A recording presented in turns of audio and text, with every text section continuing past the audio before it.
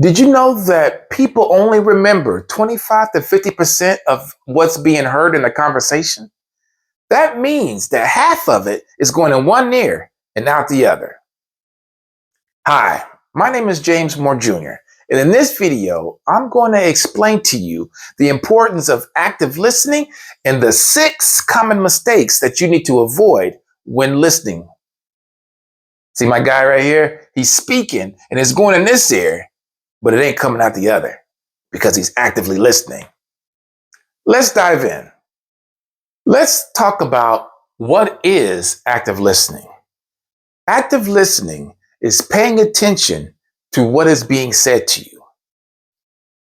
So let's start with paying attention. Ooh, the squeaking. Let me try to be a little lighter. Wow, I got some new markers. And so far, look at that. It erases a lot better. So, yay. Paying attention means giving full attention to who is speaking to you. That would mean eye contact,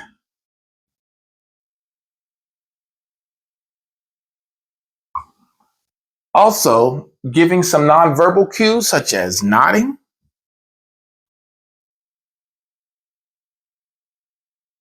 and also giving some verbal cues like saying yes and mm-hmm.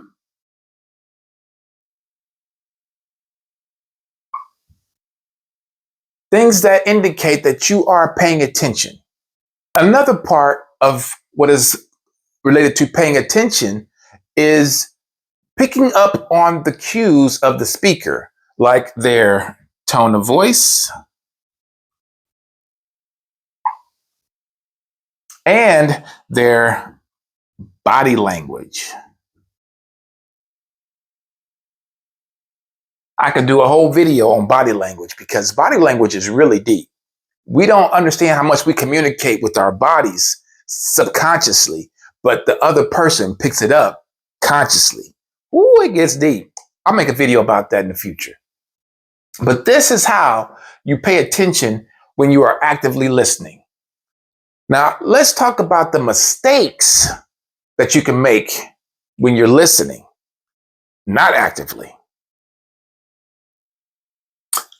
Mistake number 1, planning your response while they're still talking.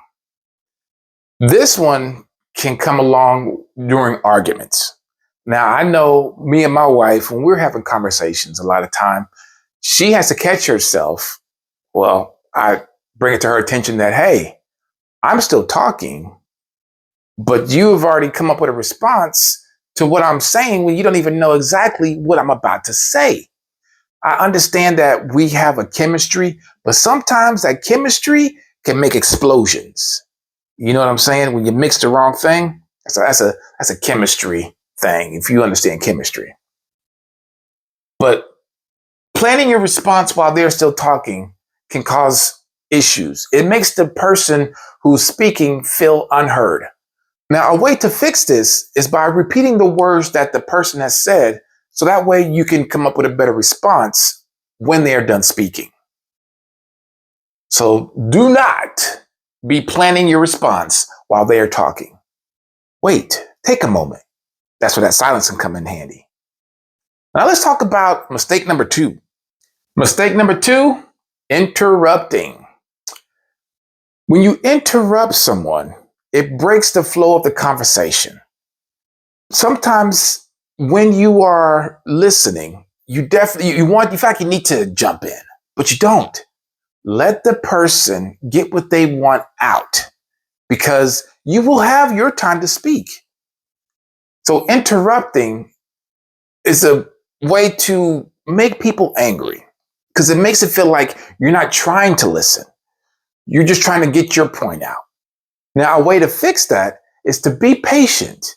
And if you do happen to interrupt them, apologize and ask them to continue.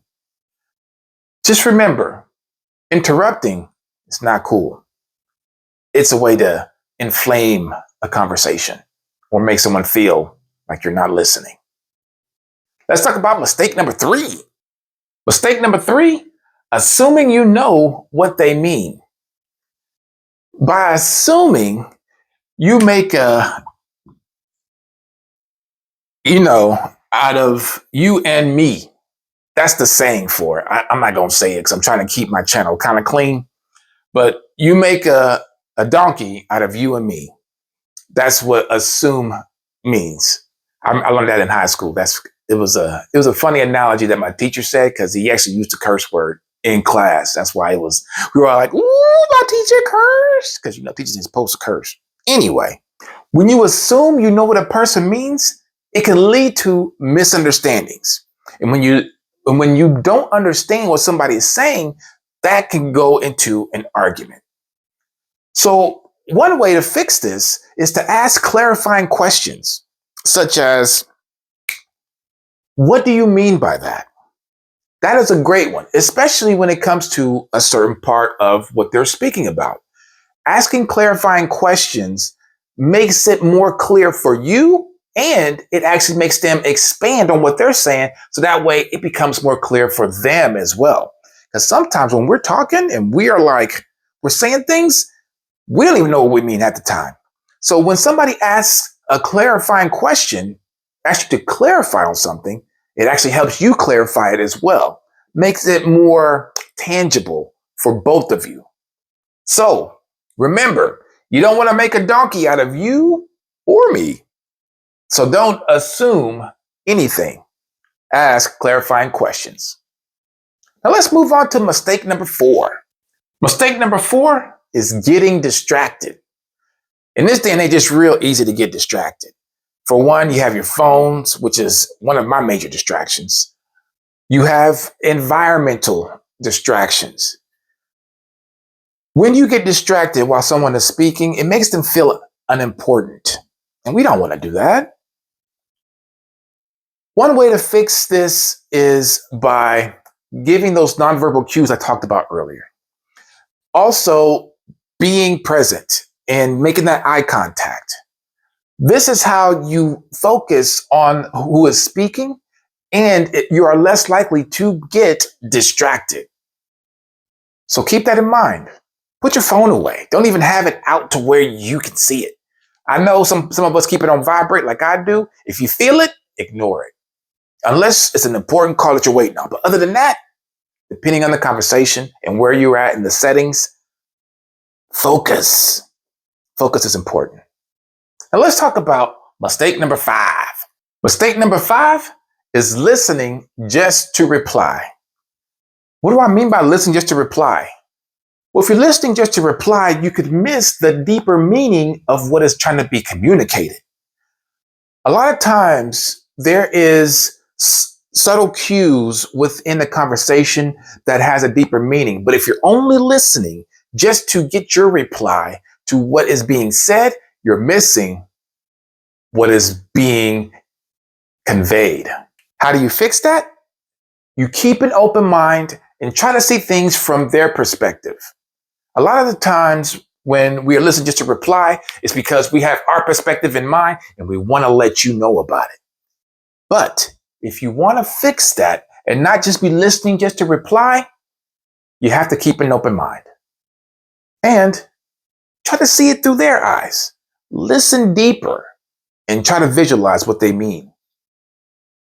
Now let's talk about the last mistake you should ever make in a conversation. Mistake number 6. Mistake number 6 is judging too quickly. We don't all want to be judgy, but we do come to our own conclusions when it comes to what's being said about certain things.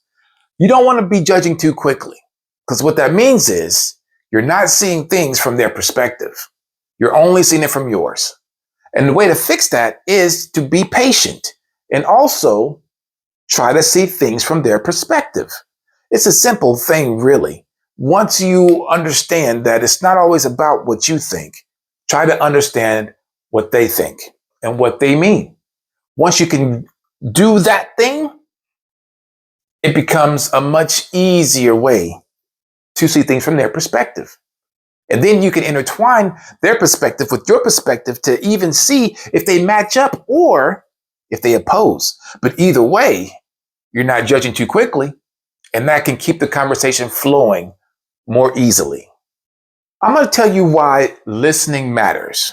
For one, listening builds relationships.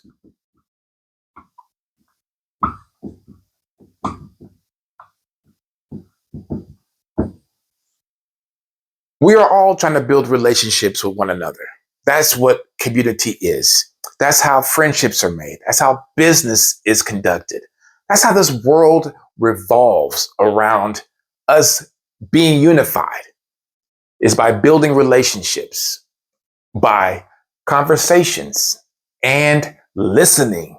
Listening is the most important part of a conversation. It's that back and forth. If you can't build a relationship, it's probably because you're not listening. It also builds trust.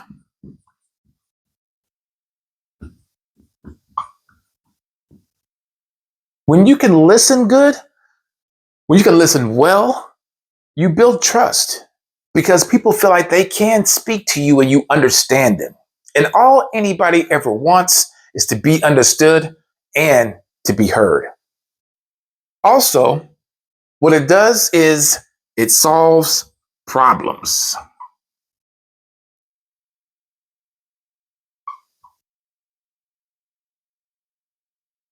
When you are a great listener, it's easier to solve problems because you are more focused on the person who's speaking and understanding what they are speaking about. When you can be the best listener, you can solve the problems a lot easier. It's when you are not a great listener is when you can more likely cause more problems. So these are the main reasons why becoming a better listener is definitely something you should strive to be. Remember, listening is more than hearing. It's about understanding and connecting. Avoid the common mistakes that I mentioned earlier in this video, and you will stand out way above majority of the people in this world. I want to know, which of those mistakes do you struggle with the most? Leave me a comment and let me know which one you struggle with the most. Also, if you found this video helpful, be sure to share it with someone. Like and subscribe. And stay tuned for more videos. I also have a book where I go deeper into the art of communication. It's not going to be in the description because I have a YouTube strike and I can't put anything in the description yet. So it's definitely on my profile of my YouTube channel. So if you want to check it out, be sure to go there.